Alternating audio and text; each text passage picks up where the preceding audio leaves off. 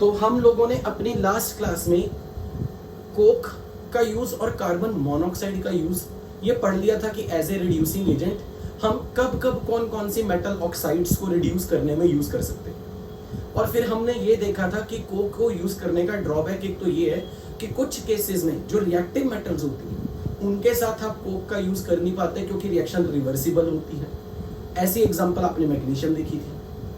फिर कोक का use high temperature मांगता है और कुछ मेटल ऐसी होती हैं जो रिड्यूस होने के बाद कोक से रिएक्ट करके कार्बाइड बना देती हैं। शायद हमने यहां तक ही सारी चर्चा कर ली थी कि कोक का यूज करने से मतलब हर मेटल ऑक्साइड को मेटल फॉर्म में लाने के लिए कोक को यूज करना कई बार महंगा भी पड़ सकता है और कई बार कुछ उसके नुकसान ज्यादा हो सकते हैं, फायदा कम। तो वहां पर अब आज की क्लास में मोस्टली मैं आपको कुछ राइम्स दूंगा। ये वो राइम्स होगी जिन पे क्वेश्चन मिलेगा ही मिलेगा। मतलब आपको ये कोई आप सोच रहे होते हैं बच्चे अच्छा रिएक्शन पूछेंगे, ये लोग एग्जाम में रिएक्शन पूछी जाती है, थ्योरी कोई पूछी जाएगी नहीं। उन्होंने बस एक टू द पॉइंट ये देखना है कौन सा एग्जाम्पल किस मेटल के लिए यूज करना है। तो हमने जो उस दिन जब कोक और कार्बन मोनोऑक्साइड का यूज करके हमने एज ए रिड्यूसिंग एजेंट कौन कौन से मेटल ऑक्साइड को रिड्यूस किया जा सकता है उसका अब मैं राइम दे रहा हूं जिसको आपने याद रखना है कि आपको बाय चांस क्वेश्चन आ जाए 4 और में से पूछ लेते हैं बताओ जी किसकी रिडक्शन आप कोक से करोगे। तो एज ए राइम अब नोट करो पहले।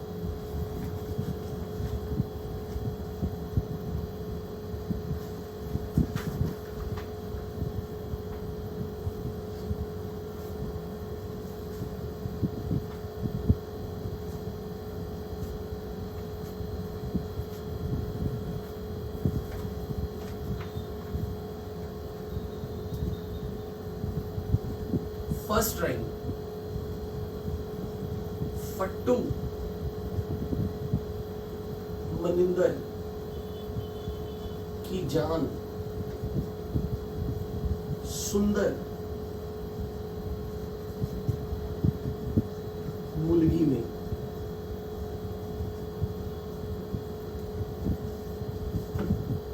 मुलगी मतलब लड़की,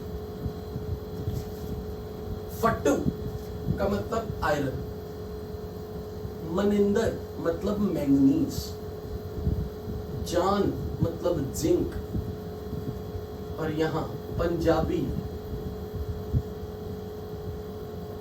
सुंदर पंजाबी मुलगी में। सुंदर मतलब टिन एसएन, पंजाबी लेड और मुलगी मतलब MG.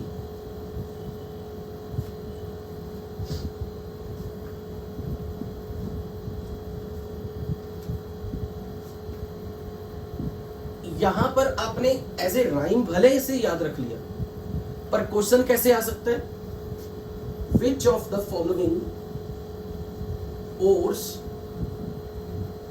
Can be reduced using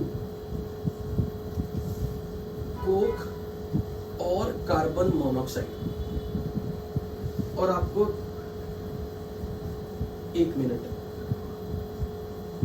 क्या आवाज नहीं आ रही? ओके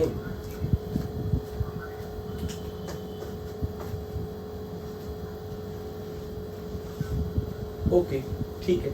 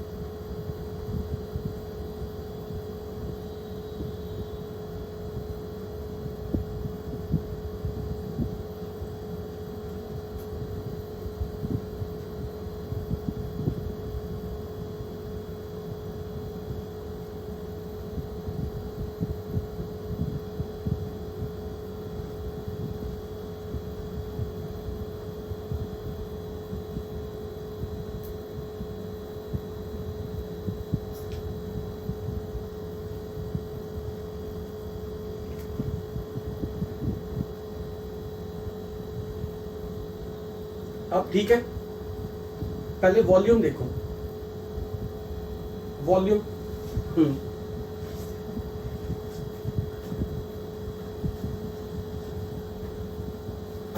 वॉल्यूम, अब ठीक है, ओके। तो सपोज क्वेश्चन ऐसे आ गया, which of the following ores can be reduced using Coke और कार्बन मोनोऑक्साइड, और एग्जांपल में आपके पास आ गया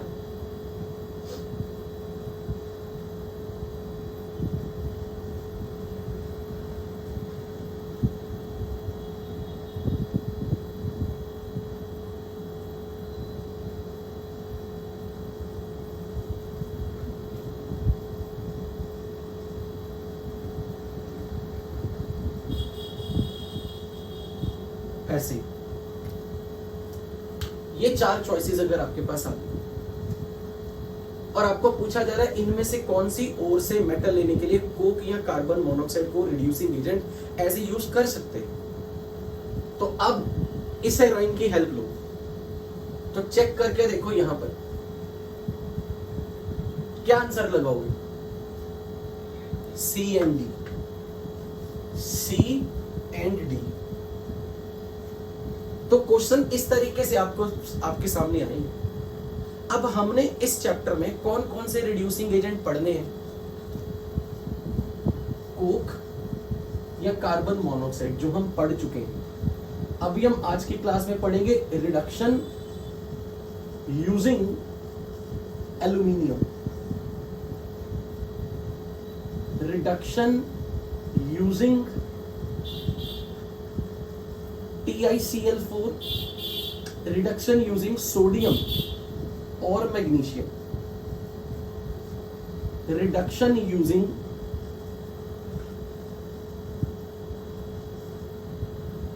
hydrogen and reduction using mercury. तो इन सबके लिए राइम की फॉर्म में याद रखना, मतलब ये मान के चलो 1 2 3 4 5 में से एक क्वेश्चन जरूर है, क्योंकि जिस जिस पॉइंट पर मैंने आपको राइम दिए है ना, वो literally they are very important for exam point of free के मार्क्स। तो अब मैं इन सबकी राइम दे रहा हूं, इसकी राइम आपको मिल गई, अब इसकी राइम देखो, इसकी राइम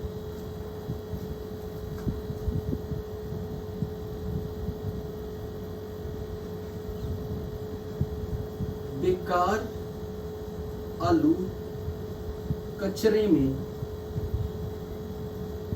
महंगे, बेकार आलू कचरे में फेंको।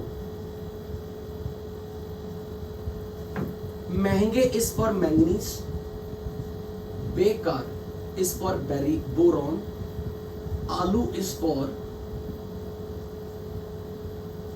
एल्यूमिनियम, कचरे क्रोमियम में फेंको, Fe। नहीं, आलू नहीं, यहां पर आप करो टींडे, टाइटेनियम। इन मेटल्स के ऑक्साइड का रिडक्शन एल्यूमिनियम से यूज करके निकाल करना। इन एलिमेंट्स के ऑक्साइड का रिडक्शन लाइक MnO2 या MnO, boron oxide, titanium oxide, chromium oxide, iron oxide. इन एलिमेंट्स की एक्सट्रैक्शन में जब आप इनके ओर्स या इनके ऑक्साइड्स लोगे तो आप उनकी रिडक्शन एल्यूमिनियम यूज करके करोगे।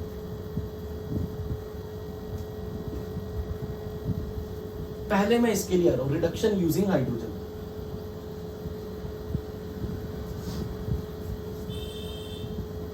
क्यों कोविड से तंग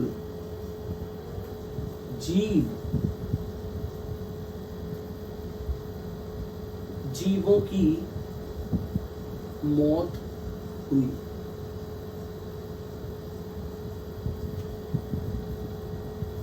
क्यों मतलब कॉपर, कोबाल्ट, तंग टंगस्टन, टंगस्टन से तंग मैंने यहां से बनवाया है, TUENG। जी जर्मेनियम, जी मॉलिब्डिनम। इन सब के ऑक्साइड्स से जब इनकी मेटल लेनी है तो हाइड्रोजन को यूज किया जाता है as a reducing agent, like copper oxide, cobalt oxide, tungsten oxide, germanium oxide, molybdenum oxide. इन ऑक्साइड्स को जब मेटल में रिड्यूस करना है वी कैन यूज हाइड्रोजन। अब मरकरी खुद एक इनर्ट मेटल है, तो आप इसे ऐसे याद रखोगे क्योंकि ये खुद इनर्ट है, तो ये इनर्ट एलिमेंट्स की एक्सट्रैक्शन में यूज की जाएगी एज ए रिड्यूसिंग एजेंट। और इनर्ट एलिमेंट कोई दो बताओ शानदार इनर्ट। प्लैटिनम नहीं, सिर्फ silver and gold. Yes, gold and silver, क्योंकि हमारे सिलेबस में इन्हीं की मेटलर्जी है, गोल्ड एंड सिल्वर।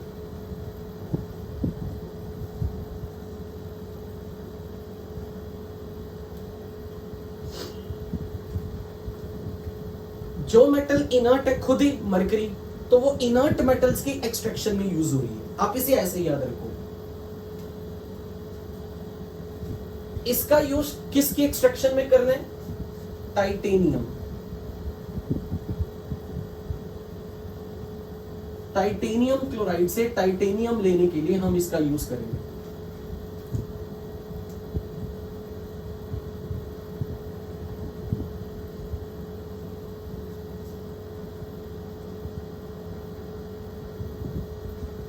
तो इसकी राइम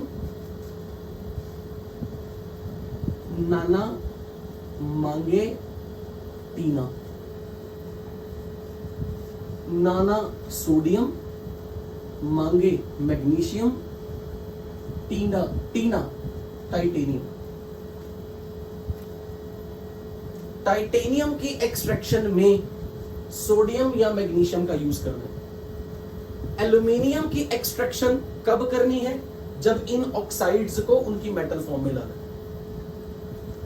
हाइड्रोजन को एज ए कब यूज करना है? जब इन ऑक्साइड्स से हमें मेटल चाहिए, we can use them. Mercury amalgam बना के, यहां पर क्वेश्चन ऐसे पूछा जाता है कौन से मेटल को हम अमलगम के फॉर्म में रिड्यूस करते हैं, क्योंकि जैसे ही यहां मेटल बनेगी वो मरकरी में डिसॉल्व होके अलॉय बना देगी। तो गोल्ड अमलगम, मरकरी अमलगम, ये पता होना चाहिए। ये आज के लेक्चर का मैंने ना आपको 5 मिनट में इस पूरी समरी बताई है आज के लेक्चर की।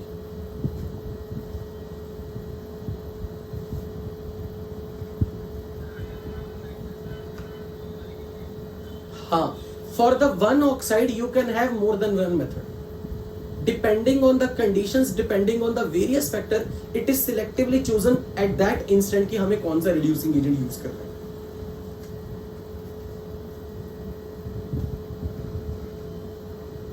नोट करो जल्दी राइम्स।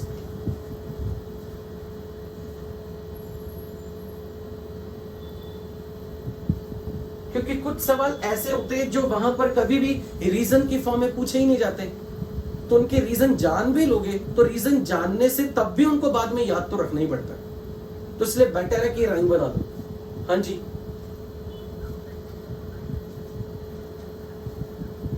इसकी रिडक्शन करनी है, इसकी रिडक्शन इनकी मदद से करनी है, फाइनली टाइटेनियम मिलेगा। TiCl4 इज U, TiCl4 की रिडक्शन होगी। टाइटेनियम का ऑक्सीडेशन नंबर यहां क्या है? +4 और यहां 0। तो हम टाइटेनियम की ओर TiCl4 से, टाइटेनियम टेट्राक्लोराइड से टाइटेनियम अगर लेना है तो हम सोडियम और मैग्नीशियम की मदद से रिड्यूस करेंगे।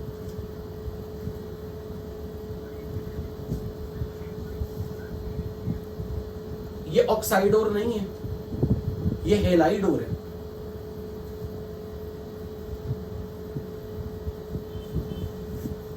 कर लिया नोट? ओके।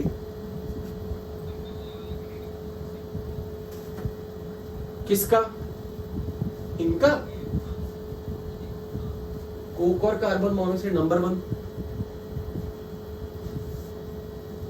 यूजिंग कोक और कार्बन मोनोऑक्साइड, इनकी रिडक्शन यूजिंग एल्यूमिनियम।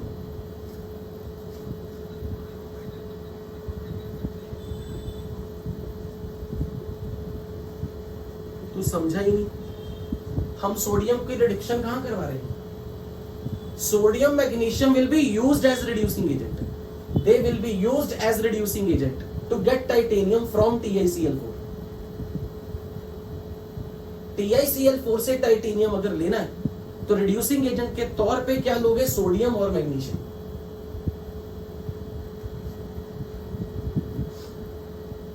क्लियर है राज?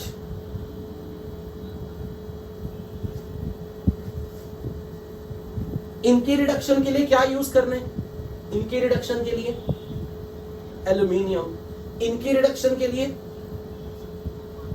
इनके ऑक्साइड्स की रिडक्शन, मतलब टेक्निकली इनके ऑक्साइड्स की रिडक्शन, इनके ऑक्साइड्स का रिडक्शन। जैसे मैंने यहां ऑक्साइड लिखे हैं वैसे आपने इनके भी ऑक्साइड्स ही लेने हैं। चेक करो पिछली क्लास के नोट्स, कोक और कार्बन मोनोऑक्साइड वाले, इनके ऑक्साइड लिए थे, इनके ऑक्साइड्स लिए थे। इनके ऑक्साइड में से मेटल को बाहर निकालना है, इनके ऑक्साइड्स है। तो हम लोग मैक्सिमम, जब आपको 1, 2 और 3 की बात हो रही है, मेटल के ऑक्साइड से मेटल पे लाना है। यही तो 4th पॉइंट था हमारा, to reduce the metal from metal oxide after roasting और कैल्सिनेशन। कर दो इरेज, हैव यू नोटेड? नहीं, सिर्फ TiCl4 के लिए। अभी इनका डिस्क्रिप्शन, अब हम इनको 1 by 1 सारे एक्सप्लेन करूंगा, फिर आपको समझ में आ जाएगी ये चीज।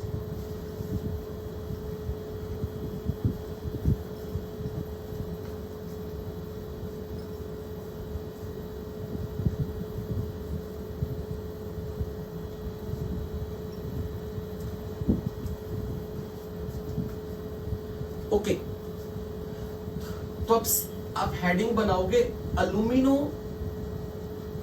Thermite process.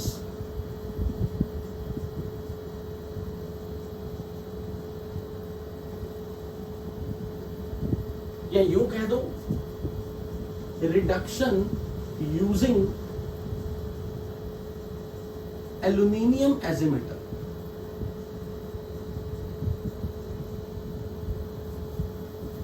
Reduction using aluminium. जिन मेटल के ऑक्साइड्स, अगर किसी मेटल ऑक्साइड का रिएक्शन मैंने कोक से करवाया and it requires very high temperature, काम तो हो जाएगा थ्योरेटिकली और in principle wise. Coke can reduce every metal oxide, every तो नहीं बोलूं, 99% बोलूं। इतना भी नहीं मैं इंटेलिजेंट कि अपनी तरफ से कुछ भी बोल दूं। कोक की मदद से मैक्सिमम मेटल ऑक्साइड्स को आप मेटल की फॉर्म में रिड्यूस कर सकते हैं और प्रोडक्ट में कार्बन मोनोऑक्साइड गैस बन जाएगी। पर अगर टेम्परेचर बहुत ज्यादा हुआ तो फिर कोक लेने का फायदा नहीं होगा, क्योंकि आपको फ्यूल बहुत ज्यादा लेना पड़ेगा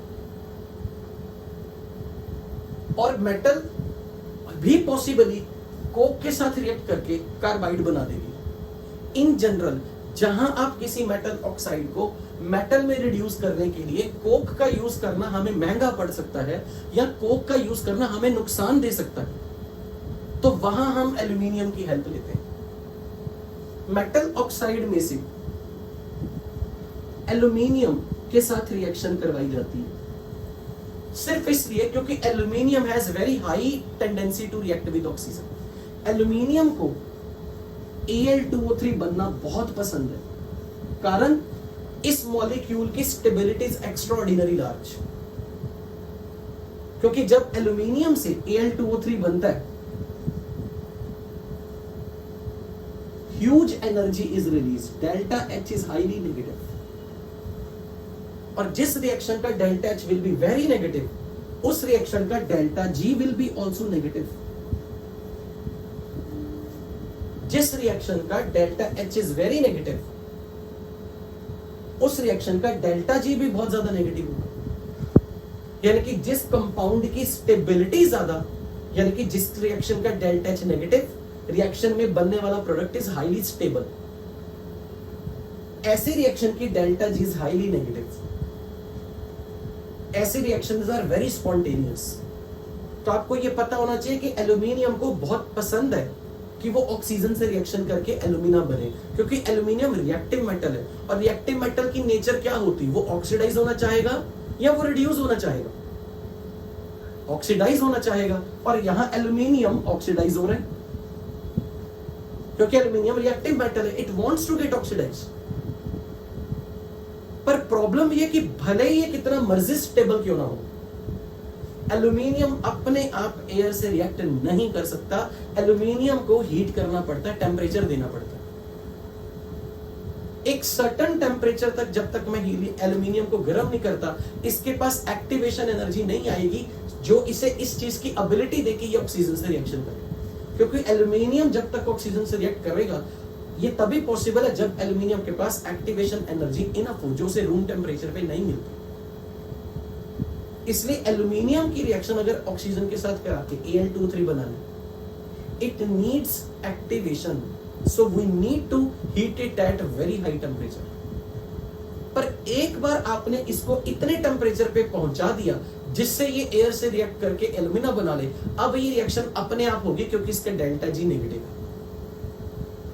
यानी कि जैसे पटाखों में हल्की सी चिंगारी दे दो, उसके बाद पटाखे सारे अपने आप जलेंगे, पर जब तक आपने चिंगारी नहीं लगाई कुछ नहीं हो सकता। ये वो हालत है। एल्यूमिनियम को जलना बहुत पसंद है, पर इट नीड्स कि इसको कोई एक्टिवेट कर दे। You triggered it, you lighten it, इसको जला दो, बस इनिशिएट कर दो। एक बार ये अपने हाई टेम्परेचर पे आ गया, इतना गर्म करके आपने इसको इतना हीट कर दिया कि इसके पास एक्टिवेशन एनर्जी आ गई, फिर ये रिएक्शन होनी ऐसी होगी कि आप चाहो कंट्रोल भी ना कर पाओ शायद। इसके दौरान खूब सारी हीट रिलीज होगी, खूब सारी हीट। हम इस प्रिंसिपल का यूज करने वाले हैं कि मेटल ऑक्साइड के सामने अगर एल्यूमिनियम आ गया तो एल्यूमिनियम ऑक्सीजन निकाल लेगा और ये बनाएगा एल्यूमिना, और ये मेटल बन जाएगी। बट क्योंकि इस प्रोसेस के दौरान खूब सारी हीट रिलीज होगी, खूब सारी, इसलिए जो भी हीट रिलीज हो रही है वो इस मेटल को मेल्ट कर देगी। ये मेटल आपको मोल्टन फॉर्म में मिलेगा, यहां भी और यहां भी, कोक के केस में भी, और समटाइम्स किसी के केस में मैंने बताया था गैस फॉर्म भी बनती है। याद है पिछली एग्जांपल्स में कौन था वो?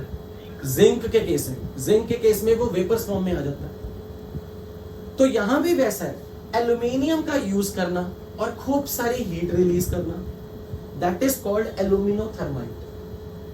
थर्माइट मतलब lot of heat is released using the aluminium, that is called aluminothermite. अब इसका हम यूज कैसे कर रहे हैं? लेट्स से फॉर एग्जांपल आपके पास हेमेटाइट हो रहा है, हेमेटाइट, इसका एल्यूमिनियम के साथ रिएक्शन करवाया और ये बनाया Al2O3 and iron, this is formed in molten form.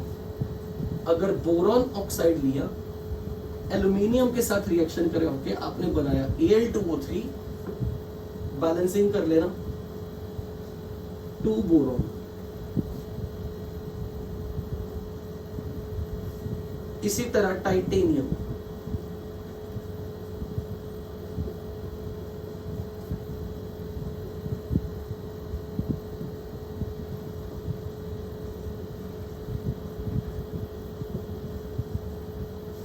Chromium,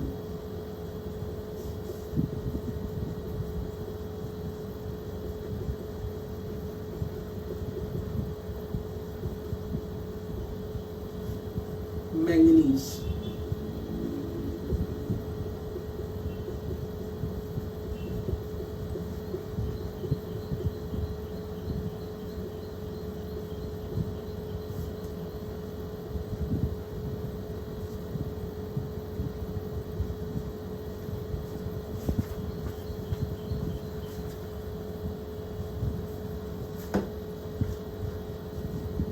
So only one thing is responsible for this reaction to occur spontaneously: extra stability associated with this, because you are using highly reactive metal. और वैसे भी ये सारी metal aluminium वो है जो इन सब metal से इलेक्ट्रोकेमिकल सीरीज में कहीं ऊपर है, इसीलिए ये इसे डिस्प्लेस कर रही है. इट्स लाइक डिस्प्लेसमेंट रिएक्शन, क्योंकि इसका ऑक्सीडेशन होने की टेंडेंसी मैक्सिमम है. ये रिएक्टिव मेटल है और ये सारे लेस रिएक्टिव मेटल है, और ये सारे लेस रिएक्टिव मेटल जो होंगे वो रिड्यूस होना चाहेंगे, पर ये जो मोर रिएक्टिव मेटल है ये ऑक्सीडाइज होना चाह रही है. ऐसा नहीं है कि मैं यहाँ मैग्नीशियम नहीं यूज कर सकता, मैं सोडियम नहीं यूज कर सकता, मैं कर सकता हूं. सोडियम भी डिस्प्लेस करेगा, मैग्नीशियम भी डिस्प्लेस करेगा, पर उनका ऑक्साइड उतना स्टेबल नहीं जितना एल्यूमिनियम. जितना ऑक्साइड ज्यादा स्टेबल होगा, जितना उतना उस रिएक्शन के लिए फॉरवर्ड जाने का ड्राइविंग फोर्स बढ़ जाएगा. बट हम कब करेंगे ये use method? This method can be used when we cannot use coke as a reducing agent. In case of metals where use of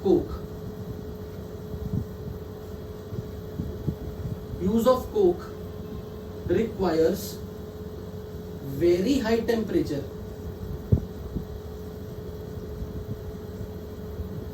or carbides can be formed, unwanted particles, unwanted material product can be formed.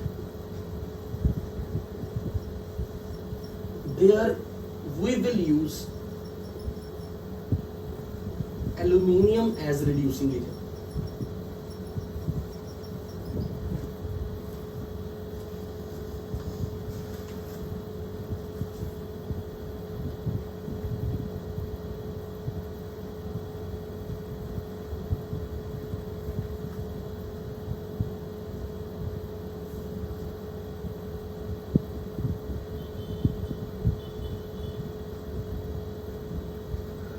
हाँ बोलो.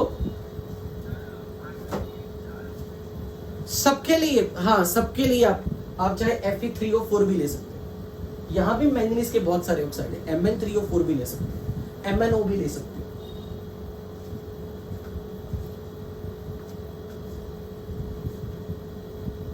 अब जो मैं बताने लगा हूं ये मैं स्पेसिफिकली उन स्टूडेंट्स के लिए बताऊंगा जो KVPY या ओलंपियाड टारगेट कर रहे हैं. जो मैं बताने लगा वो जेई मेंस या एडवांस के लिए इतना इंपॉर्टेंट नहीं है.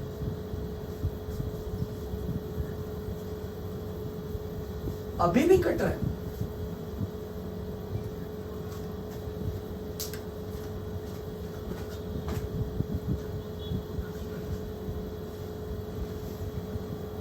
कट रहा है या नहीं?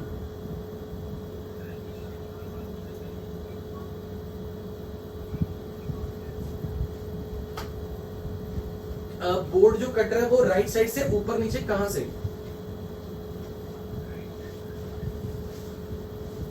अच्छा समझ गया.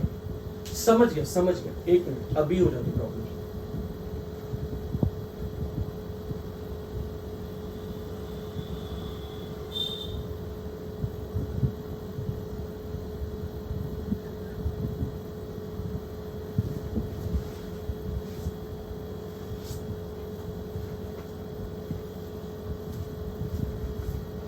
मुझे लगा शायद आप ऊपर से कह रहे हो, ऊपर से कट रहा है. Is it clear? यहां तक किसी ने कुछ मेरे से पूछना है? कोई doubt? Okay. Now thermite welding.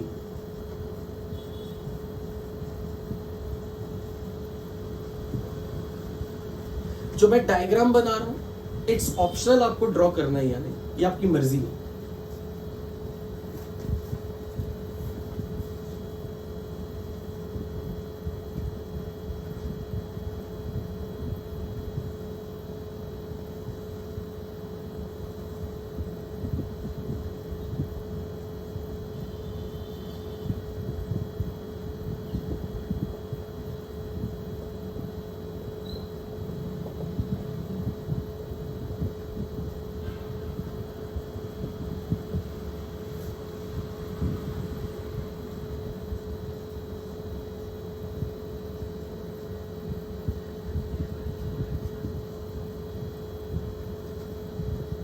1 minute.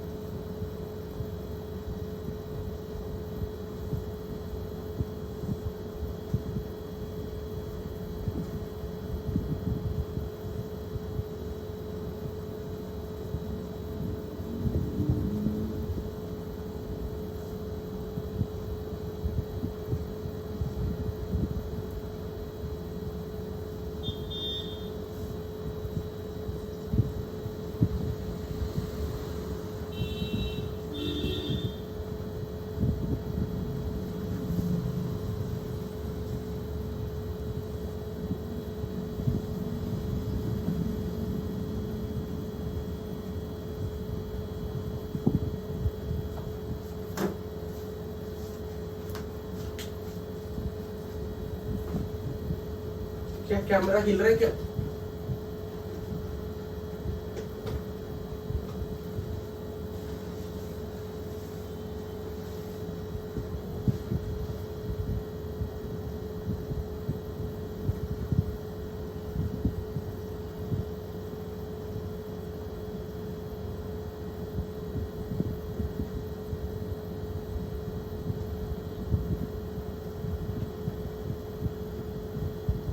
अब चेक करो।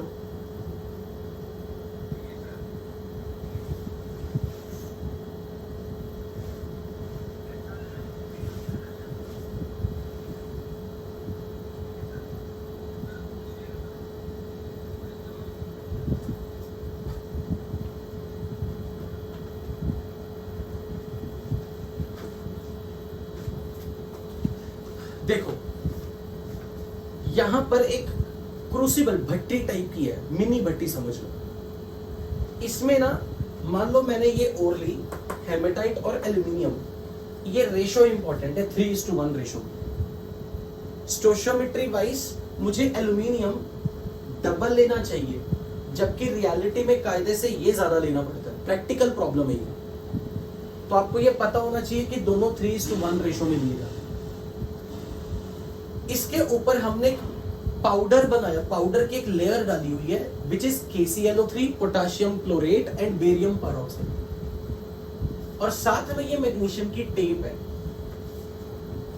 मैग्नीशियम की टेप को आग लगा दी जाती है, और मैग्नीशियम की टेप आग कैरी करती, जलती जलती जलती जलती जैसे ही यहां पहुंचती है, ये इनमें धमाका होता है, इनमें इग्निशन होता है, इनमें स्पार्क होता है, जलते हैं ये। क्योंकि ये दोनों कंपाउंड की, अच्छा ये दो कंपाउंड क्यों लिए जा रहे हैं? क्योंकि ये वो कंपाउंड है जो हीट करने पे डिसोसिएट करके ऑक्सीजन बनाते हैं। ये पेरोक्साइड है, बेरियम पेरोक्साइड।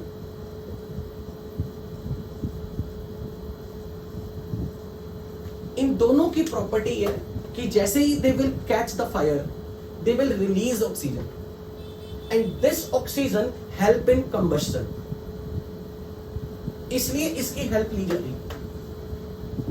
मैग्नीशियम को आग लगानी है, मैग्नीशियम की टेप, आग जैसे पटाखों का फीता होता है, फीते को आग लगाओ अपने आप फीता जलता आगे जाता है, वैसे यहाँ पे मैग्नीशियम की टेप को आग लगाई है। यहाँ पर ये मैंने फ्लेम दिखाई कि जलता जलता जलता यहां तक फ्लेम पहुंच गई। जैसे वो इस मिक्सचर को टच करेगी, ये मिक्सचर इग्नाइट कर जाएगा, स्पार्क पैदा करेगा, मतलब एक्सप्लोड टाइप जलता है, उससे बहुत सारी हीट रिलीज होती है, और वो हीट एल्यूमिनियम को टेम्परेचर को रेज करती है ताकि एल्यूमिनियम Fe2O3 से रिएक्ट करे। एल्यूमिनियम को एक्टिवेशन एनर्जी देने के लिए ये material as a explosive mixture use किया जाता है। इग्निशन मिक्सचर बोलना चाहिए मुझे, इग्निशन मिक्सचर,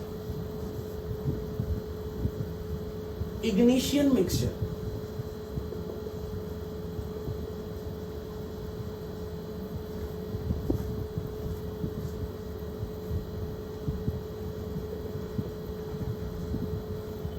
So, जब आप इस टेप को आग लगाओगे, वो आग बढ़ती बढ़ती आगे तक इस मसाले को, इस केमिकल को जलाएगी, ऑक्सीजन कंबस्शन को सपोर्ट करेगी, और जब हाई टेम्परेचर जनरेट होता है ड्यूरिंग द रिएक्शन, ये एल्यूमिनियम को उसको इतनी एक्टिवेट कर देता है कि ये एल्यूमिनियम Fe2O3 से रिएक्ट करना शुरू कर देगी। एक बार ये रिएक्शन होनी शुरू हो गई सपोज, तो इस रिएक्शन का डेल्टा एच क्योंकि नेगेटिव है तो बहुत ज्यादा हीट रिलीज होती है। इतनी हीट रिलीज होती है कि फिर एल्यूमिनियम, जो हीट रिलीज हो रही है ना, वही एल्यूमिनियम को एक्टिवेट करती है। आपको उसके बाद बार बार ये मिक्सचर डालना नहीं पड़ेगा, बार बार मैग्नीशियम के साथ रिएक्शन नहीं करनी पड़ेगी। स्टार्ट करने के लिए बस चाहिए बस, क्योंकि एक बार इसने रिएक्शन करना शुरू कर दिया, अब जो हीट रिलीज होगी वो इतनी ज्यादा रिलीज होगी कि वो इसे एक्टिवेट कर देगी और प्रोडक्ट में जो आयरन बनेगा वो लिक्विड फॉर्म में आएगा। इसलिए इस बर्तन के नीचे एक होल रख दिया जाता है, होल। और अगर नीचे लोहे के टुकड़े पड़ेंगे, टूटे फूटे लोहे के टुकड़े, उन पे जब मोल्टन फॉर्म में आयरन गिरेगा तो इनकी वेल्डिंग होनी शुरू हो जाएगी। That is called thermite welding. Molten parts of molten liquid iron when falls on the broken part, तो ब्रोकन पार्ट्स की वेल्डिंग होगी, आयरन जुड़ेगा। रेलवे ट्रैक्स जो होते हैं वो टूटे फूटे जहां कहीं से हो, उनकी थर्माइट वेल्डिंग की जाती है। सो थर्माइट वेल्डिंग प्रोसेस में हम लोग मोल्टन आयरन जनरेट करते हैं। Molten iron is allowed to fall on the broken part of the iron, that will help to join them, that will help to weld them. तो आपको question thermite welding से 3 तरह का question पूछा जा सकता है। नंबर 1, एल्यूमिनियम और Fe2O3 लिए किस रेशो में जाते हैं। दूसरा, इग्निशन मिक्सचर में कौन से 2 केमिकल यूज होते हैं। मैग्नीशियम का काम क्या है, just to carry out the fire up to the mixture. और तीसरा, थर्माइट वेल्डिंग खुद किस किस मतलब एल्यूमिनियम की मदद से आप कौन कौन से मेटल ऑक्साइड को यूज करोगे, कौन कौन से मेटल ऑक्साइड का रिडक्शन एल्यूमिनियम से यूज करके मेटल अचीव करोगे। और ये जनरल नॉलेज के लिए पता होना चाहिए, Al2O3 इज हाईली स्टेबल, इसलिए इस रिएक्शन का डेल्टा H नेगेटिव है, क्योंकि जब प्रोडक्ट एक्स्ट्राऑर्डिनरी स्टेबल होगा तो enthalpy change for the reaction will be negative.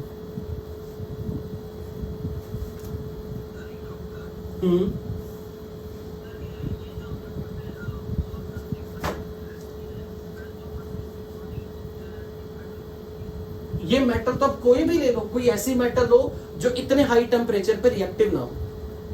Alloy ले लो, स्टील का ले लो चाहे, बस ये एक्सप्लोजन का मतलब हमेशा ये नहीं होता धमाका हो गया, बॉम्ब फट गया। एक्सप्लोजन का मतलब कोई भी रिएक्शन जिसकी बिगिनिंग में एकदम से लाइक झटके से रिएक्शन शुरू हुई, क्योंकि ये reaction easily normal daily life में करवाई जाती है। नो डाउट एक्सप्लोजन जब होता है तो ऑब्वियसली बहुत ध्यान से करवाई जाती है ये रिएक्शन, बट ये नहीं है कि इट्स जस्ट आप जो सोच रहे हो बम फट गया, ऐसा कुछ नहीं है कि ये पूरा पूरा ब्लास्ट होके बचा ही नहीं, टुकड़े टुकड़े हो गया, इतना नहीं होता भाई। एक्सप्लोजन मतलब कि रिएक्शन विगरसली होती है।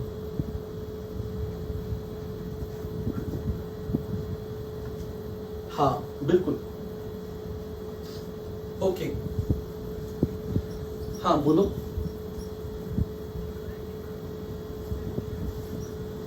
यूजुअली 800,000 तक इस रेंज में।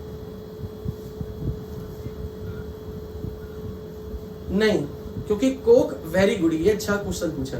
कोक से अगर कभी रिडक्शन करानी है ना, या कार्बन मोनोऑक्साइड से, तो हमें फर्नेस बदलनी पड़ेगी, ब्लास्ट फर्नेस कहते हैं।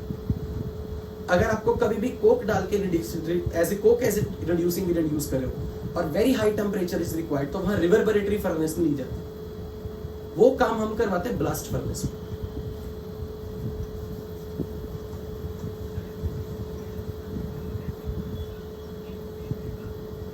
मतलब क्या?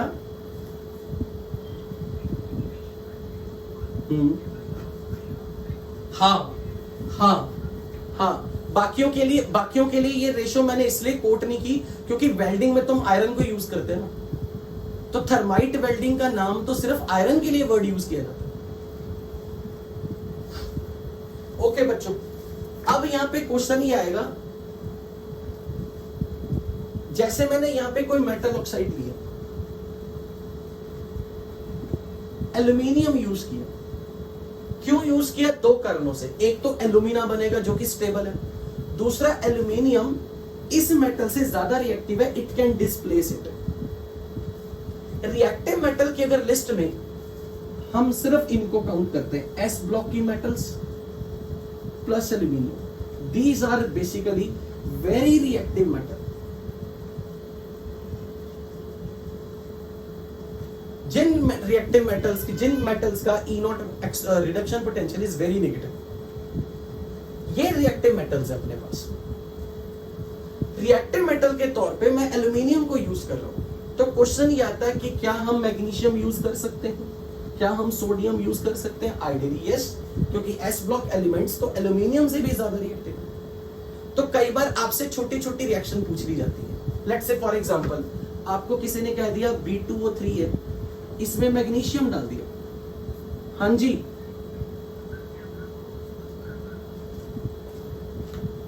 ये आप ही की क्लास में इतने सारे इसको क्यों प्रॉब्लम्स हो रही? अब ठीक है,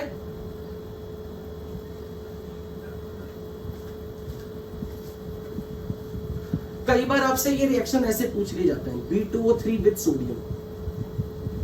मैं एडिशनल एग्जांपल कोट कर रहा हूं, आपको बस ये देखना कि ये मेटल बोरॉन से रिएक्टिव है, ये मेटल है, ये नॉन मेटल है, तो मेटल विल डिस्प्लेस इट। जब भी कभी आपके सामने कोई भी ऑक्साइड आ गया और उस ऑक्साइड में आपने एस ब्लॉक के एलिमेंट्स या एल्यूमिनियम के साथ रिएक्शन करा दी, तो आपके सामने अगर कोई अननोन रिएक्शन भी आ जाए ना, तो आपको प्रोडक्ट बनाना आना चाहिए। आपने बस मैग्नीशियम से बोरॉन डिस्प्लेस करवाना है, सोडियम से बोरॉन डिस्प्लेस करवाना, डिस्प्लेसमेंट रिएक्शन। तो मुझे ये बताओ मैग्नीशियम के ऑक्साइड का फॉर्मूला क्या होगा? मैग्नीशियम के ऑक्साइड का formula MgO and boron is ready. Sodium का ऑक्साइड बनाओ Na2, तो आगे बैलेंसिंग करके दिखा देना।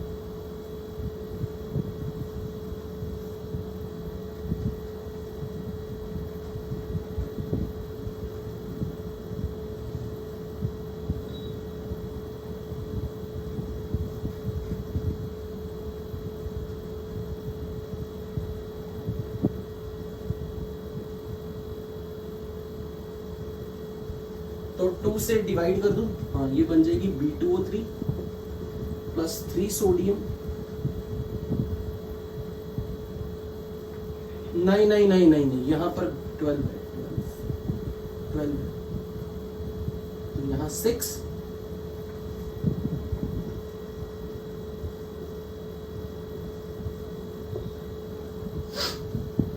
इसी तरह जो अभी मैंने राइम में आपको लिखाया था कि अगर मेरे आपके सामने ऐसी कोई रिएक्शन दे दी जाए,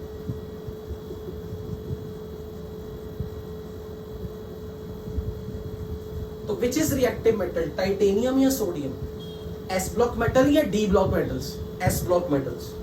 तो sodium will displace titanium, magnesium will displace titanium, तो बनाओ प्रोडक्ट क्या आएगा? Titanium will come out, product में क्या बनेगा? NaCl and MgCl2।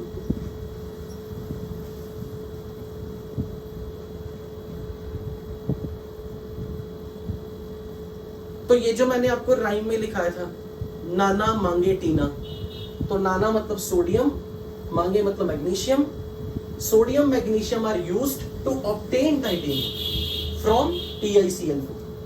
तो यहां टाइटेनियम क्लोराइड में टाइटेनियम प्लस 4 से 0 स्टेट में जा रहा है, तो क्या हो रही है TiCl4 की? Oxidation reduction. Using this, so this will act as which agent? This is responsible for the reduction of this. So these are reducing agent. मैंने बेसिकली आपको यहां से ये लेसन देना चाहा है कि जरूरी नहीं है कि आप एल्यूमिनियम से ही रिडक्शन करवा सकते हो। कोई रिएक्टिव मेटल होगी तो रिएक्टिव मेटल भी किसी को रिड्यूस कर सकती है। तो अगर आपके सामने कुछ इस तरह के रिएक्शन आ जाए तो घबराना नहीं है कि ऑक्साइड हो, हेलाइड हो, सामने रिएक्टिव मेटल, तो रिएक्टिव मेटल से डिस्प्लेसमेंट करवानी बस। इस प्रोसेस का नाम IMI प्रोसेस और इसका क्रॉल प्रोसेस। इसीलिए मैंने आपको इनकी राइम दी। वेरी अनइम्पॉर्टेंट, कभी नहीं एग्जाम में आया, पर रेजोनेंस के टेस्ट में आ सकता है। वो आपसे ये पूछ सकते हैं कि क्रॉल प्रोसेस में कौन सी मेटल ऑब्टेन की जाती है? टाइटेनियम। किसको रिड्यूसिंग एजेंट यूज करते हैं? मैग्नीशियम। आईएमआई प्रोसेस में कौन सी मेटल को ऑब्टेन किया जाता है? टाइटेनियम। किसको रिड्यूस किया जा रहा है? टाइटेनियम क्लोराइड को। With the help of what? Sodium. तो ये जस्ट इंफॉर्मेटिव क्वेश्चन है, पर आपको राइम मिल चुकी है, so it will be relatively safer for you to remember. सिर्फ ये एक्चुअली नेम, जब भी कोई रिएक्शन का नाम रख दिया ना, तो इसका मतलब कि जब साइंटिस्ट ने वो रिएक्शन परफॉर्म की तो उसने क्या यूज करके, नेम रिएक्शन एक पर्टिकुलर एलिमेंट पर ही। टेक्निकली आप और हम जानते हैं कि आपको रिएक्टिव मेटल यूज करना, पर यहां पर इसका फायदा भी है। एक फायदा सोडियम और मैग्नीशियम को यूज करने के बहुत टेक्निकली लॉजिक बनता है। मान लो आपको टाइटेनियम ऑब्टेन करना है, साथ में सोडियम क्लोराइड है। आप ये जानते हो कि सोडियम का क्लोराइड, मैग्नीशियम का क्लोराइड पानी में घुल जाते हैं, it is not soluble in water. तो इस मिक्सचर में से अगर मुझे टाइटेनियम सेपरेट करना हो तो बड़ा सस्ता तरीका है, इस पूरे मिक्सचर को पानी में घोल दो। ये नमक पानी में घुल जाएगा, टाइटेनियम घुलेगा नहीं, टाइटेनियम फिल्टर कर लो। मैग्नीशियम क्लोराइड पानी में घुल जाएगा, टाइटेनियम सेपरेट कर लो। So we are actually taking the advantage that these are water soluble, so titanium can be purified easily. आपको ये कह सकता कि सर अगर हम एल्यूमिनियम यूज कर लेते, एल्यूमिनियम डिस्प्लेस कर सकता है, पर AlCl3 बनता। AlCl3 कोवलेंट मॉलिक्यूल है, वो डिसॉल्व भी नहीं करता इतनी इजीली। तो बेटर है कि कोई ऐसा लो जो सस्ता भी पड़े और घुल भी जाए इजीली।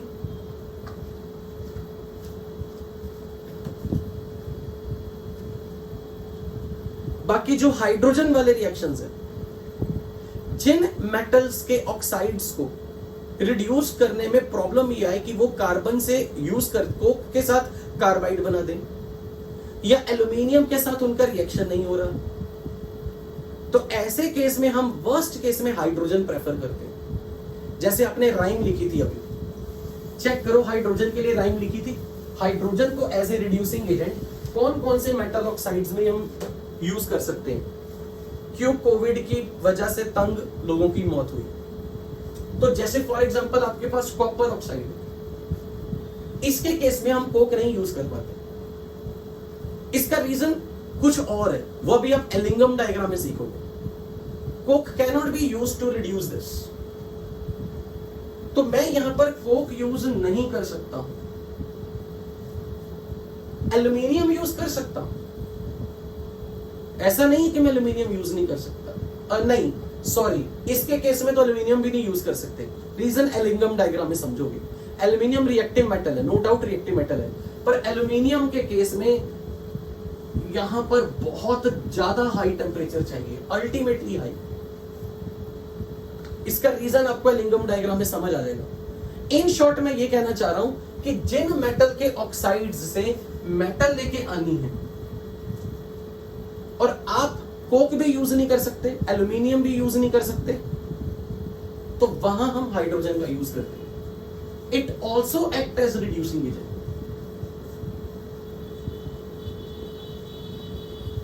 और हमें मालूम है कि इलेक्ट्रोकेमिकल सीरीज में हाइड्रोजन कॉपर से अबव है, तो हाइड्रोजन कैन डिस्प्लेस कॉपर। तो कॉपर को ये डिस्प्लेस करेगा, you will get copper and water is formed. पर हाइड्रोजन को यूज करना महंगा पड़ता है। महंगा इन द सेंस एक ड्रॉबैक है हाइड्रोजन को भी यूज करने का। Hydrogen is explosive in nature, इसलिए इसमें बहुत खतरा होता है। हाइड्रोजन को यूजुअली हम वर्स्ट कंडीशन में प्रेफर करते हैं। जब तक हमारे पास कोक से आप यूज कर सकते हो, कोक का यूज करना कुछ पॉसिबल है, अगर एल्यूमिनियम का यूज करना पॉसिबल है, फिर हम हाइड्रोजन को नहीं देखते। पर ये हाइड्रोजन तब हमारी मजबूरी बन जाती है जब आपका मेटल ऑक्साइड ना कोक से रिड्यूस हो रहा है ना एल्यूमिनियम से रिड्यूस हो रहा है, तब हमें हाइड्रोजन की हेल्प लेनी पड़ती है। सो इन शॉर्ट आपको बेसिकली क्वेश्चन ये पता होना चाहिए कि hydrogen can be used as a reducing agent, but for what kind of metal oxide? Those metal oxide which can neither be reduced using coke nor be reduced by using aluminium due to some reason, there we unwillingly have to use hydrogen. Hydrogen being explosive, so it's very difficult to handle the hydrogen. It is not preferred, but as a मजबूरी बन जाती है, we are forced to use hydrogen sometime. जैसे D block elements जो molybdenum, P block में germanium, tungsten D block में, वो Coke अगर यूज करोगे तो उन्होंने कार्बाइड बनाना ही बनाना है. डी ब्लॉक एलिमेंट्स अगर यहां पे है, डी ब्लॉक एलिमेंट के ऑक्साइड्स हैं, तो कोक के साथ प्रॉब्लम ये रहेगी कि वो आपको कार्बाइड बना देगा. इसलिए हम प्रेफर नहीं करना चाहते वहां पे कोक, तो वहां पर हमें हाइड्रोजन को कई बार यूज करना पड़ता है. हालांकि हाइड्रोजन का क्वेश्चन बहुत रेयर ऑफ द रेयरेस्ट कभी जेई ने पूछा है. इनफैक्ट मैं जो पढ़ा रहा हूं ना, ये कभी भी अभी तक तो बहुत रेयरली पूछा गया. एल्यूमिनोथर्माइट वेल्डिंग जरूर जेई मेज में कुछ साल पहले पूछी जाती थी, अब तो वो भी वहां भी नहीं पूछी जाती. तो मेनली आपके क्वेश्चन बनेंगे आपकी राइम से. पर अगर कोई आपसे पूछे कि मेटल ऑक्साइड को हाइड्रोजन से रिएक्ट किया तो प्रोडक्ट में क्या बनेगा, आपको यह पता होना चाहिए हाइड्रोजन जब मेटल को डिस्प्लेस करेगा तो वाटर बनेगा, मेटल मिल जाएगी. यानी कि मैं सिंपल इतना चाहता हूं कि आपको ये रिएक्शन लिखनी आती है. Can you tell me what will be the reaction of this? What will be the product of this reaction? Germanium and water. आपको ये रिएक्शन लिखनी आनी चाहिए in short. But because we have to heat, it can explode. So ये dangerous method है. ये literally explosion वैसा type का जैसा भी एक बच्चा समझ रहा था, इसलिए इसे हम लास्ट ऑप्शन की तरह ट्रीट करते हैं. ओके, तो यहां पे जाके हम लोगों के टाइप ऑफ रिडक्शन सारे कंप्लीट हो गए.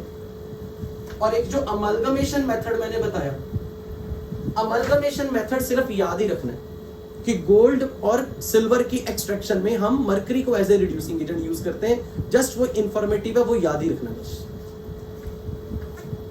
तो यहां पे जाके हमारा टाइप ऑफ रिडक्शन या type of reducing agent fourth point हो गया कंप्लीट. आप बताओ एक्सट्रैक्शन में फिफ्थ पॉइंट क्या था? फिफ्थ पॉइंट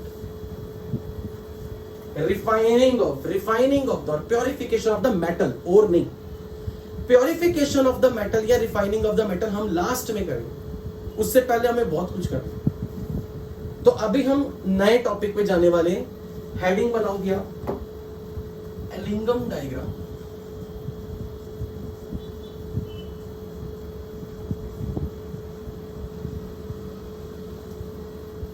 कुछ साल पहले तक ये टॉपिक बहुत अनइंपॉर्टेंट होता था, पर लास्ट के 3-4 सालों में देखा जा रहा है क्वेश्चन यहां से पूछा जा रहा है. जेई एडवांस के लिए तो ये बहुत इंपॉर्टेंट है. अगर मेटलर्जी से कोई क्वेश्चन जेई मेंस के लिए सेट करने वाला होगा तो वो राइम्स वाले क्वेश्चन आपसे पूछेगा. जिस टॉपिक में मैंने आपको राइम दिया वो प्योरली जेई मेंस के लिए, क्योंकि जेई मेंस में रटने वाली चीजें भी पूछी जाती है. एडवांस का पेपर लॉजिकल है, वहां पर एलिंगम डायग्राम से मेटलर्जी से अगर क्वेश्चन किसी को बनाना लॉजिकल तो वो यहां से बने. So this is highly important topic. Ellingham diagram का सबसे पहले मेन यूज क्या है? मैंने आपको ये पढ़ा दिया कि हमारे पास possible choices of reducing agent कौन कौन सी है. We can use coke, we can use carbon monoxide, we can use aluminium, we can use sodium magnesium, we can use hydrogen, we can use mercury. But इनकी selection का किसी particular metal के लिए यही रिड्यूसिंग एजेंट क्यों choose करें?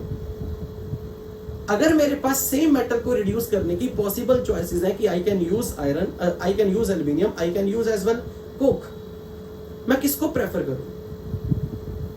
तो वो कुछ कंडीशंस पे डिपेंडेंट है, और वो कंडीशंस समझने के लिए हमें एलिंगम डायग्राम जानना पड़ेगा. एलिंगम डायग्राम से हमें बहुत चीजों के आंसर मिलेंगे. कौन सी मेटल के लिए कौन सा रिड्यूसिंग एजेंट किस कंडीशन में सुटेबल यू कैन चूज और नॉट. कौन सी मेटल के ऑक्साइड से मेटल बनाने के लिए कौन सा रिड्यूसिंग एजेंट किस टेम्परेचर तक यूज करोगे तो ठीक है, उस टेम्परेचर से ज्यादा कर दोगे तो नुकसान हो जाएगा. ये सारी चीजें हम एलिंगम डायग्राम से देखने वाले. No, what is Ellingham diagram? अब पहले एलिंगम डायग्राम समझने से पहले कुछ पॉइंट्स लिखो.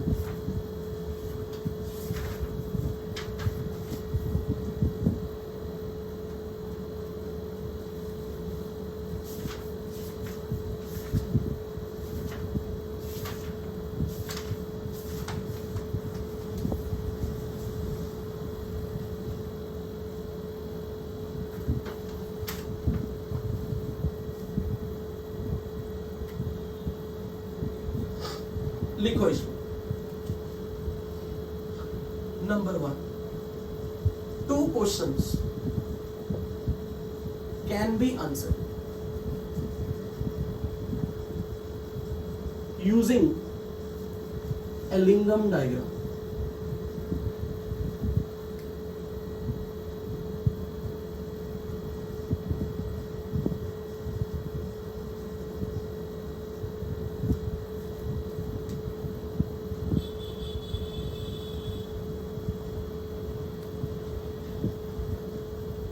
Number 1, whether oxide or sulfide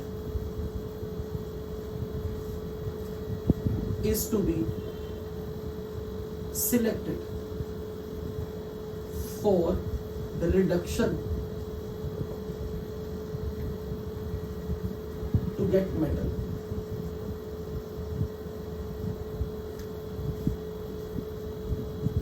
Which reducing agent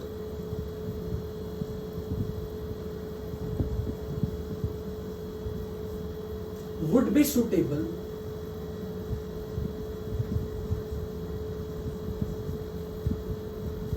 for reduction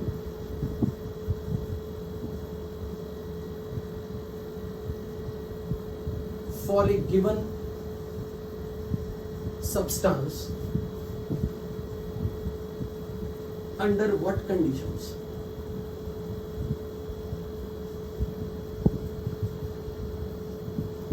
Under given conditions of temperature.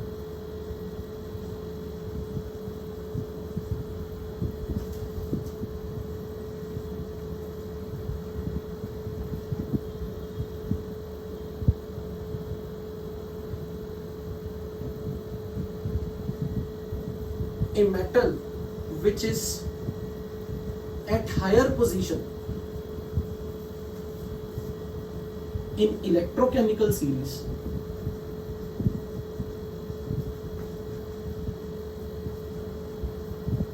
is difficult to get reduced.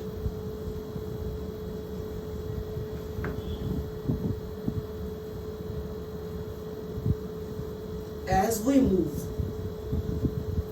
lower in electrochemical series,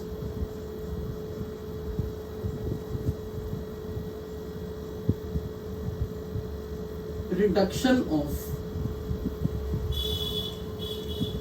compound of an element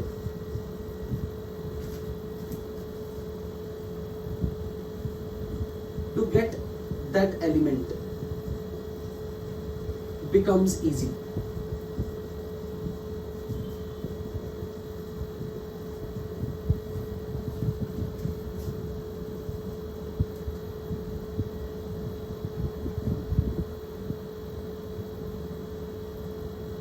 The method employed for reduction of compound to the element is dependent on nature of the metal and that of its ore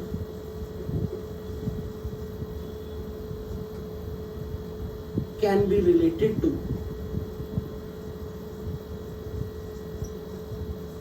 position in electrochemical series.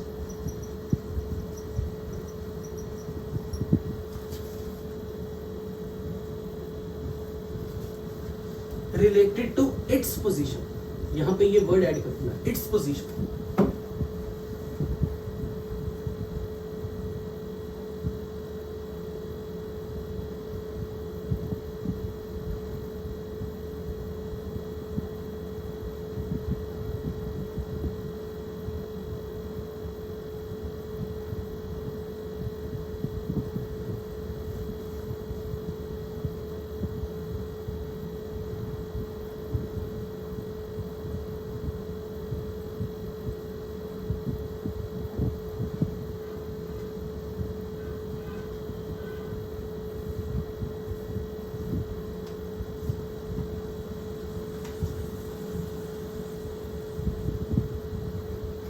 I think यहां तक मैंने जितने भी points लिखे हैं इनमें किसी को आपको लगता है कुछ पूछना है, या ये वो पॉइंट है जो हमने कई बार पहले पढ़ लिए?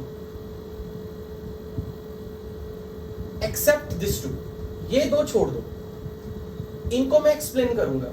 नीचे वाले पॉइंट्स एक बार पढ़ के देखो, क्या ये वही पॉइंट्स हैं जो हमने कई बार डिस्कस कर लिए पहले, मतलब जिनके लिए रीजंस हमें पता है। सेकंड, थर्ड, फोर्थ पॉइंट में अगर आपको कोई डाउट है ना, you please ask me. First point का आंसर विद टाइम मिलेगा।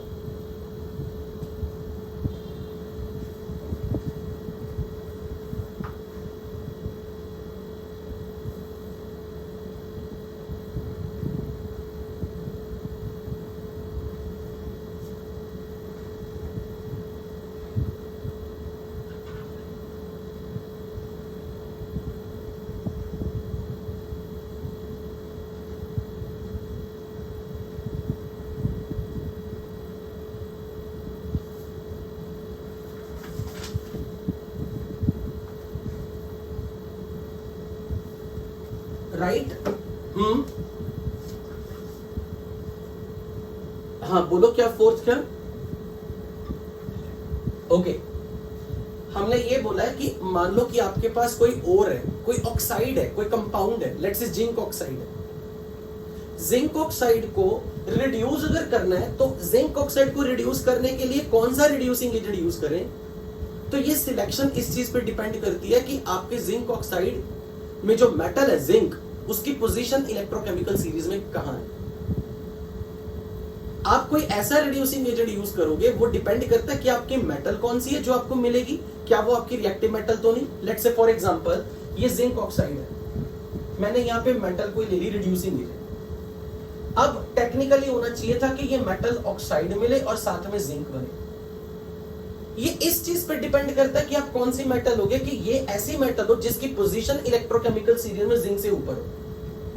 जो मेटल जिंक से इलेक्ट्रोकेमिकल सीरीज में नीचे होगी वो थोड़े ना डिस्प्लेस कर पाएगी। तो ये आपकी ओर की नेचर पे डिपेंड करता है कि ये ओर में एलिमेंट कौन सा है, और वो एलिमेंट एम के रिस्पेक्ट में मोर रिएक्टिव है या लेस रिएक्टिव है। तो वो ये कह रहा है कि ये आपकी ओर या इस मेटल, जिस मेटल को आप ऑब्टेन कर रहे हो, ये उसकी इलेक्ट्रोकेमिकल सीरीज में पोजीशन कहां है, ये इस चीज पे डिपेंड करता है कि आपकी मेटल मोर रिएक्टिव मेटल है या लेस रिएक्टिव मेटल है। आप उसके आधार पर डिसाइड करोगे कि आपको कौन सा मेथड, यानी कि कौन सा रिड्यूसिंग एजेंट यूज करना चाहिए उसको रिड्यूस करने के लिए। इज दैट क्लियर बेटा? Is this point clear? बच्चों, have you noted? Okay,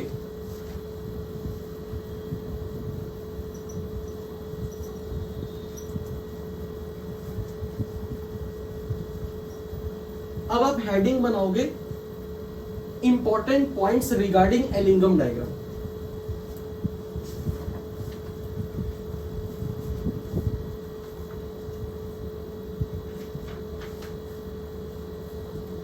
important points regarding Ellingham diagram.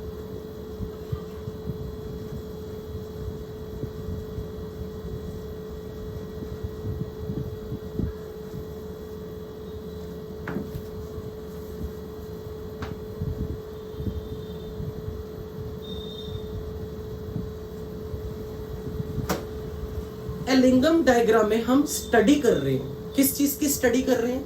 किसी मेटल है, कोई मेटल है, इससे हम इसका ऑक्साइड बनवा रहे हैं। ये जो मेटल है इससे इसका ऑक्साइड बनवा रहे हैं bye reacting it with oxygen. हम इस रिएक्शन को स्टडी कर रहे हैं, हम इस रिएक्शन की फिजिबिलिटी, स्पॉन्टेनिटी चेक कर रहे हैं by noting down the delta G naught for the reaction. जितना डेल्टा जी नॉट नेगेटिव होगा उतना ऑक्साइड का बनना, मेटल से मेटल ऑक्साइड का बनना उतना स्पॉन्टेनियस है, उतना पॉसिबल है। अगर मैं इस रिएक्शन को बैलेंस करूं, मान लेता हूं कि इस मेटल की वैलेंसी है x, तो एक जनरल फॉर्मूला के हिसाब से मान लेता हूं कि इसका फॉर्मूला मैंने रख दिया, ऑक्सीजन की वैलेंसी तो 2 है, तो M2OX is the general formula. Metal की वैलेंसी +x, मेटल का ऑक्सीडेशन नंबर +x, ऑक्सीजन का -2, तो मेटल ऑक्साइड का फॉर्मूला M2OX। और यहां से अगर मैं मेटल और ऑक्सीजन इस रिएक्शन को बैलेंस करूं तो ये मेरे पास बनेगी 2M solid plus O2 with the coefficient half, नहीं x/2। आई थिंक अब ये रिएक्शन बैलेंस है, चेक करो। मेटल का कोफिशिएंट 2 और ऑक्सीजन का कोफिशिएंट x/2।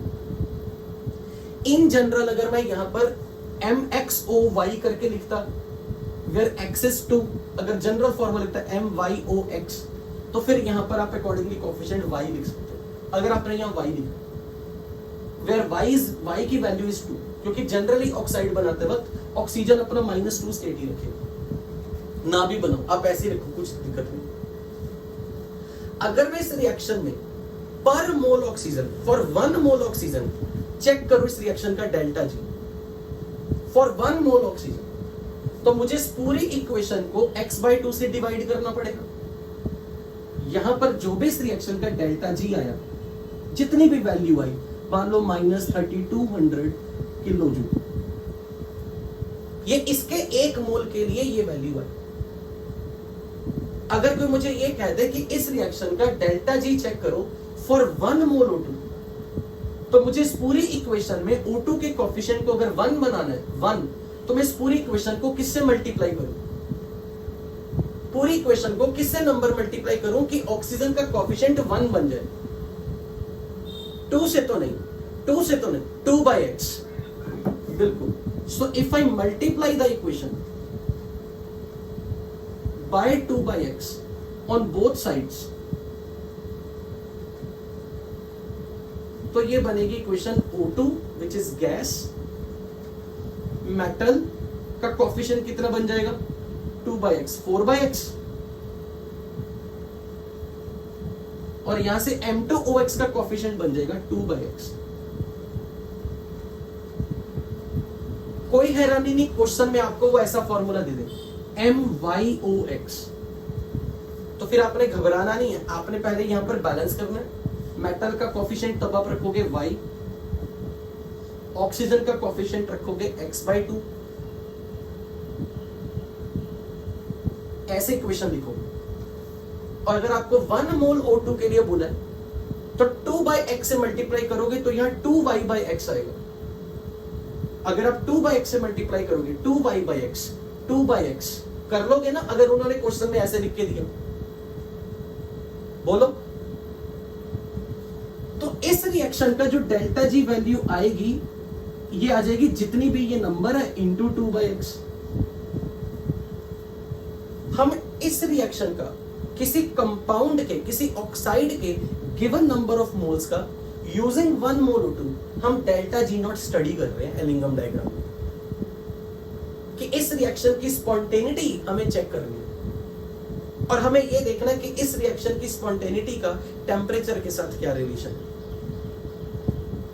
तो अगर आपसे कोई ये पूछता है कि एलिंगम डायग्राम में क्या स्टडी किया जाता है, किसी मेटल के ऑक्साइड के बनने के लिए डेल्टा जी नॉट हमने स्टडी करना है फॉर 1 मोल O2। सो पर mole O2 spontaneity of formation of oxide of a given metal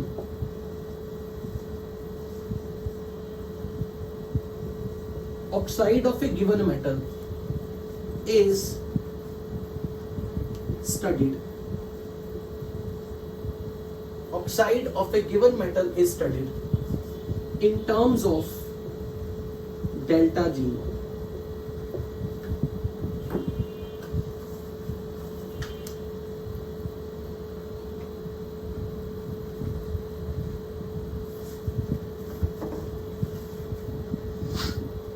अब हम ये सब जानते हैं कि डेल्टा जी नॉट की वैल्यू इस बात पे डिपेंड करती है कि इस रिएक्शन का इक्विलिब्रियम कांस्टेंट कितना।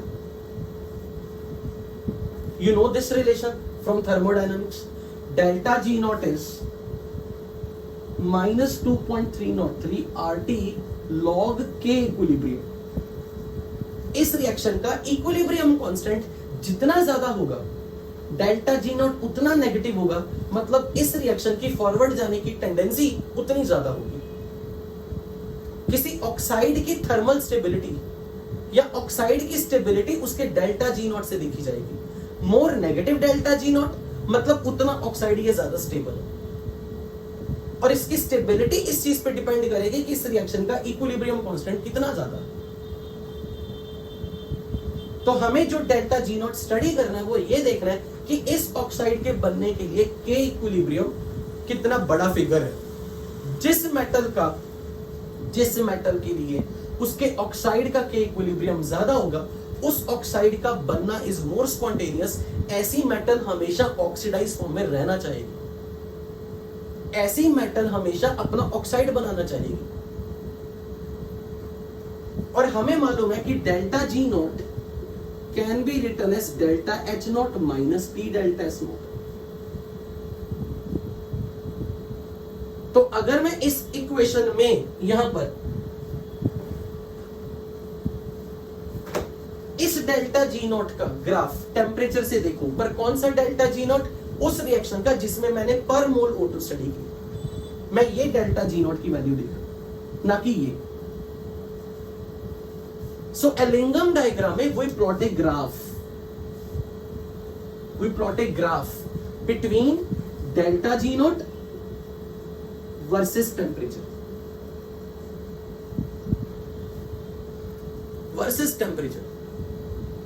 मान लेते हैं कि ये वैल्यू यहां पे 0 डेल्टा जी नॉट। मैक्सिमम अगर किसी मेटल का ऑक्साइड स्टेबल है तो उसका डेल्टा जी नॉट नेगेटिव आएगा। अगर किसी रिएक्शन के लिए metal oxide is highly stable, उसका डेल्टा जी नॉट नेगेटिव है। और ये जो रिएक्शन आप देख रहे हो, इसमें क्या हो रहा है? मेटल से ऑक्साइड बन रहा है और मेटल की रिएक्शन ऑक्सीजन से हो रही है, तो ये एक कंबस्शन रिएक्शन जिसका delta H not is mostly negative. For this reaction, let's say reaction number star, reaction star is a combustion reaction.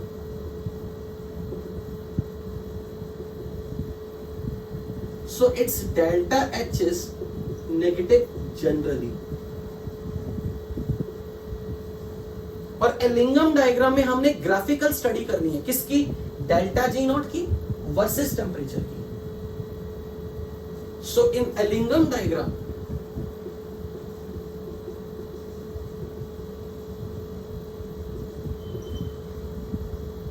a graph is studied.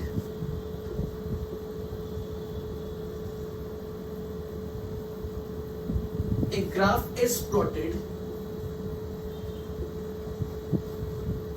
between delta G naught versus temperature. और delta H naught and delta S naught are constant number. अब पहले तो ये बताओ, delta H naught अगर delta S naught constant number अगर हुए तो डेल्टा जी नॉट और टेम्परेचर ग्राफ का एक ग्राफ दिखेगा कैसे? अगर डेल्टा जी नॉट आप वाई एक्सिस पे ले रहे हो, टेम्परेचर एक्स एक्सिस पे ले रहे हो, you will get a straight line. और अगर स्ट्रेट लाइन ले रहे हो तो उस स्ट्रेट लाइन की स्लोप कितनी होगी? Slope minus delta S not, और इंटरसेप्ट क्या होगा? Delta H not. तो यही क्वेश्चंस कई बार सीधा पूछा जाता है एलिंगम डायग्राम में।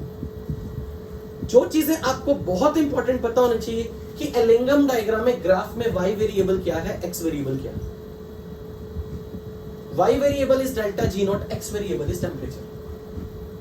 इस ग्राफ की इक्वेशन मतलब ये ग्राफ आएगा कैसा? This graph will be following equation of a straight line. उस स्ट्रेट लाइन का स्लोप होगा minus delta H naught and intercept होगा डेल्टा एच नॉट। ये इंपॉर्टेंट पॉइंट होगा, तो यहां पर हम लिख लेते हैं।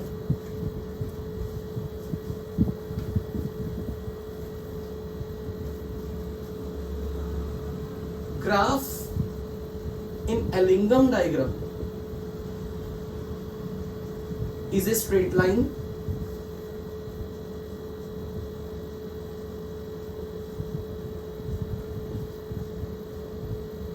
having slope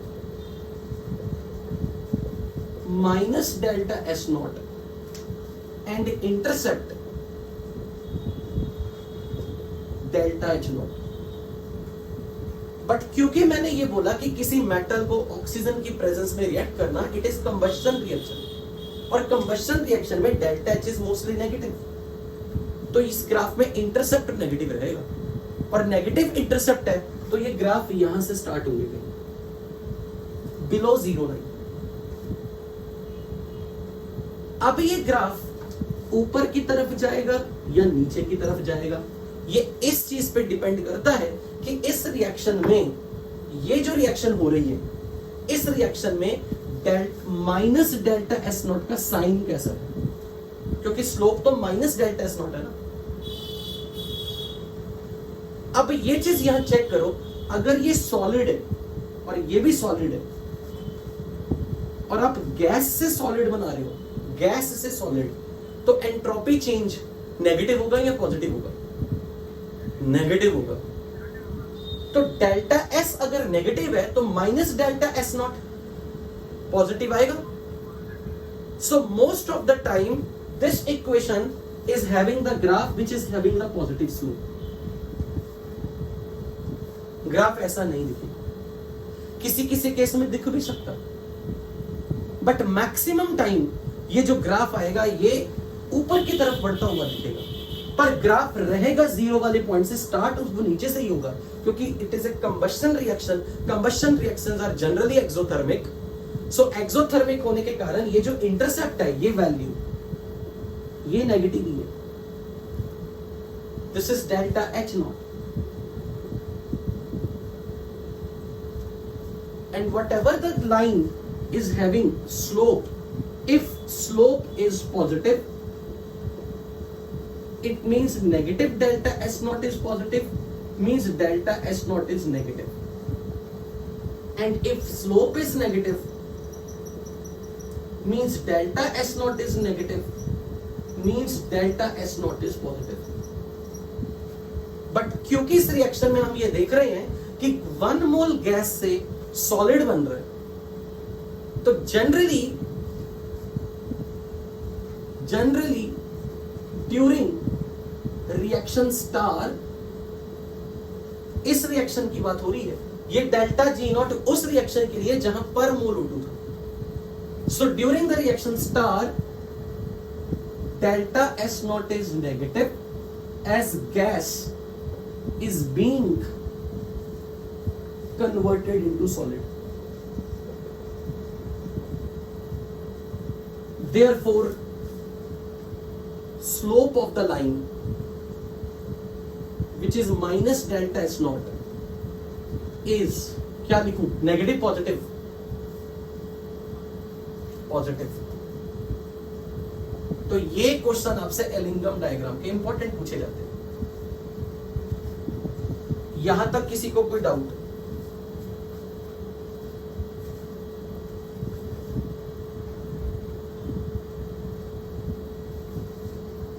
अब हर रिएक्शन के लिए कंबशन प्रोसेस का डेल्टा एच डिफरेंट आता है, तो हर कंपाउंड के लिए ये वाई इंटरसेप्ट डिफरेंट होगा.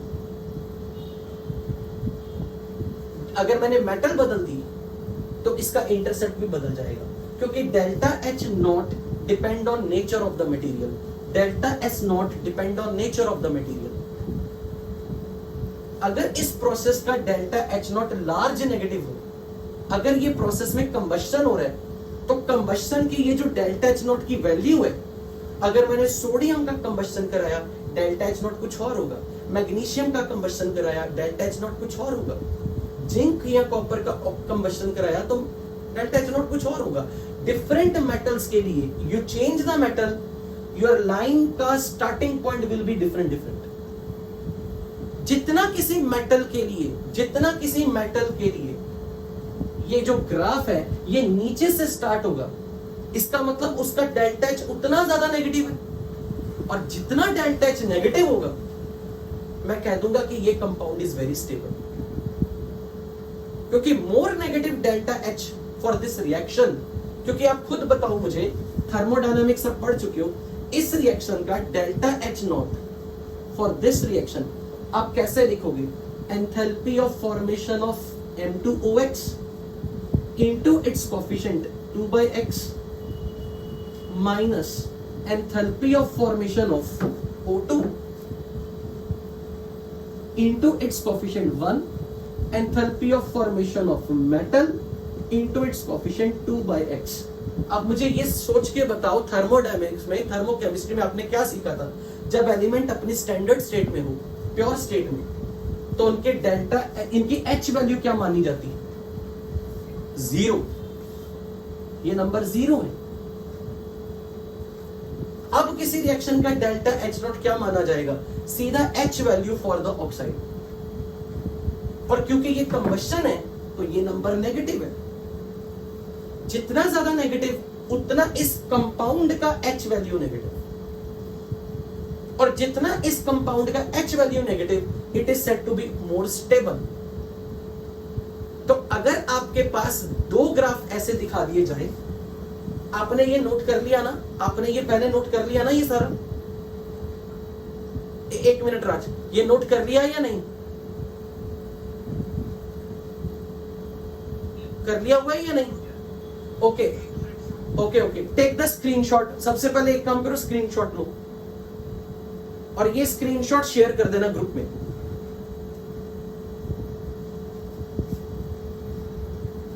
Have you taken the screenshot?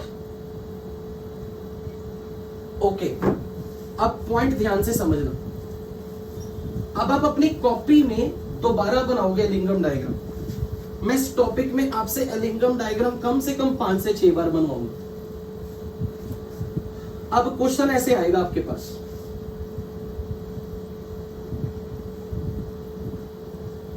अगर किसी मेटल मैंने ले ली M, for M metal this line is like this, और कोई दूसरी मेटल है जिसके लिए ये लाइन है लाइक दिस।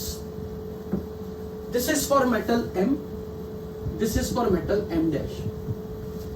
ये नंबर क्या दिखाएगा? यहां से ये इंटरसेप्ट क्या दिखाएगा? Delta H not. Delta H not ये 0 वाली लाइन है, डेल्टा जी नॉट 0 वाली लाइन। जितना नीचे होगा, इसका मतलब M और M डैश में किसके ऑक्साइड का डेल्टा एच ज्यादा नेगेटिव है? M dash. तो M dash oxide is more stable then M oxide. यानी कि M डैश मेटल के लिए उसके ऑक्साइड का बनना ज्यादा स्पॉन्टेनियस है, यानी कि M डैश ऑक्साइड ज्यादा स्टेबल है। तो अगर कोई मेरे से यहां से कोई कंपैरिजन करवाएगा ना, तो मैं बोलूंगा क्योंकि M डैश ऑक्साइड की ये जो रिएक्शन है, उस रिएक्शन का डेल्टा एच नॉट नेगेटिव आ रहा है और ज्यादा नेगेटिव आ रहा है। इसका मतलब ऐसे oxide, M dash oxide is more stable then M oxide. बोलो ये पॉइंट समझ में लगा या नहीं? मान लो अगर मैंने आपको ऐसे बोला ना कि ये ग्राफ, ये लाइन सपोज कॉपर सॉलिड के लिए लिखी, और ये लाइन मैंने एल्यूमिनियम सॉलिड के लिए लिखी। ध्यान से देखना बच्चों, मेटल का ऑक्सीजन के साथ रिएक्शन हो रहा है, मेटल का ऑक्सीजन से एल्यूमिना बना, पर O2 का कोफिशिएंट 1 रखना। अब O2 का कोफिशिएंट 1 रख के सबकी बैलेंसिंग करनी है। O2 का कोफिशिएंट 1 रख के, क्योंकि आप delta G naught for 1 mole O2 आप इस रिएक्शन के लिए स्टडी कर रहे हो, तो यहां पे मैं रखूंगा कोफिशिएंट 2, ऑक्सीजन का कोफिशिएंट 1 रखना है, तो अब यहां पे मैं कोफिशिएंट क्या रखूं? 2/3। तो एल्यूमिनियम का कोफिशिएंट 4/3।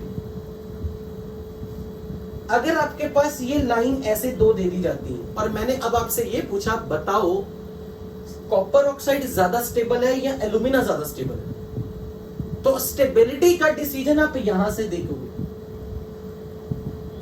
पता लगा मेरी ये बात? जिस ऑक्साइड के लिए लाइन नीचे से स्टार्ट होगी, स्टेबिलिटी देखनी है डेल्टा एच से। Delta H if it is negative, it indicates this is very stable. अब इस यहां से ग्राफ में y इंटरसेप्ट देख के आप बताओगे कि कॉपर ऑक्साइड और एल्यूमिना में ज्यादा स्टेबल कौन है। तो जिसके लिए मोर नीचे, मतलब जिसके लिए ग्राफ जितना ज्यादा नेगेटिव उतना मेटल का ऑक्साइड ज्यादा स्टेबल। अब ये बताओ ध्यान से सोच के, कौन सी मेटल ऑक्साइड फॉर्म में जाना चाहेगी? जो मेटल को ऑक्सीडाइज होना पसंद हो या जिस मेटल को रिड्यूस होना पसंद हो? ऑक्सीडाइज होना। इसका मतलब इलेक्ट्रोकेमिकल सीरीज में जो मेटल टॉप पे हैं, जिनका reduction potential is very negative, they are reactive metal, they want to get oxidise. तो यहां से आप ये भी कंपेयर कर सकते हो कि अगर एक लाइन, एक मेटल की लाइन नीचे और दूसरे मेटल की लाइन ऊपर है, तो आप यहां से ये भी बता सकते हो इलेक्ट्रोकेमिकल सीरीज में ये ऊपर होगा, ये नीचे होगा। बोलो ये पॉइंट समझ लगा या नहीं? क्योंकि जिस मेटल को ऑक्साइड फॉर्म में जाना नेचुरली पसंद है, उसके लिए ये रिएक्शन का डेल्टा जी हाईली नेगेटिव होगा, उसके लिए ये के इक्विलिब्रियम वेरी लार्ज होगा। तो जिस मेटल की टेंडेंसी ऑक्सीडाइज होने की होगी, वो मेटल वो होगी जिसका एसआरपी नेगेटिव है, यानी कि वो मेटल इलेक्ट्रोकेमिकल सीरीज में ऊपर होगी। तो अगर आपके पास दो मेटल्स के लिए ये कर्व मिल गया, तो जिस मेटल का कर्व नीचे होगा वो मेटल ज्यादा रिएक्टिव मानी जाएगी, क्योंकि उस मेटल की ऑक्साइड बनाने की टेंडेंसी ज्यादा है, क्योंकि उसका ऑक्साइड थर्मली ज्यादा स्टेबल है। आई होप आपको ये पॉइंट समझ आ गया होगा, यस और नो? तो टाइम हो चुका है, मैं यहां पर अब क्लास वाइंड अप करूंगा। इसको हम आगे कंटिन्यू करेंगे, नेक्स्ट लेक्चर पूरा इस पे यूज होगा। बता दूंगा आने वाले ग्राफ हम करने हैं ना, ये बेंडिंग भी कर लेंगे। बोलो। हाँ बिल्कुल, कल क्लास है, मैं टाइम बता दूंगा। तो कमिंग वीक में हमें मेटलर्जी खत्म कर देना हमने। तो अब जब भी आपका टेस्ट होगा उसमें मेटलर्जी में, अभी आपका टेस्ट शायद 25 को आ रहा है, तो 25 वाले टेस्ट में इस वीक में वैसे अब हम मेटलर्जी कंप्लीट कर लेंगे, बट आपके टेस्ट में आयरन और कॉपर, मतलब आयरन, कॉपर, एल्यूमिनियम तक की एक्सट्रैक्शन आएगी। ओके बच्चों, फिलहाल मैं यहाँ पे क्लोज कर रहा हूँ मीटिंग, नेक्स्ट क्लास में हम मिलते हैं। Thank you very much.